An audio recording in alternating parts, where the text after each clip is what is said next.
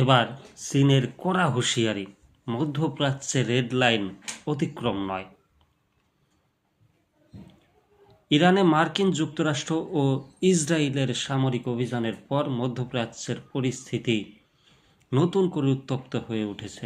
এমন প্রেক্ষাপটে জাতিসংঘ নিরাপত্তা পরিষদের জরুরি বৈঠকে স্পষ্ট বার্তা দিয়েছে চীন।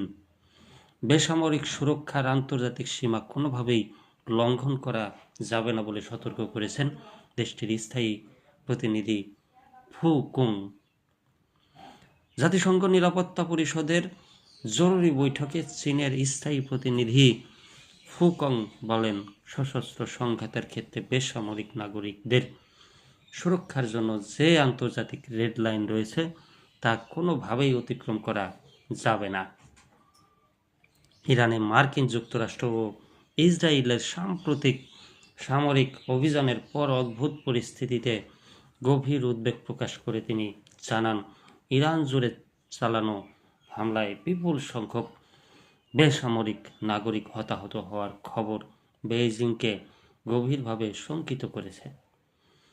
ফুকং এই হামলাকে নির্বিচার বল প্রয়োগ হিসেবে অভিহিত করে বলেন, আন্তর্জাতিক আইনের অধীনে সব পক্ষকে তাদের মানবিক দায়িত্ব পালন করতে হবে। নির্বিচারে হামলা কোনোভাবেই গ্রহণযোগ্য নয়। চীন এই অঞ্চলে সংঘাতের আরও বিস্তার রোধে অবিলম্বে সামরিক কার্যক্রম বন্ধ করার আহ্বান জানিয়েছে।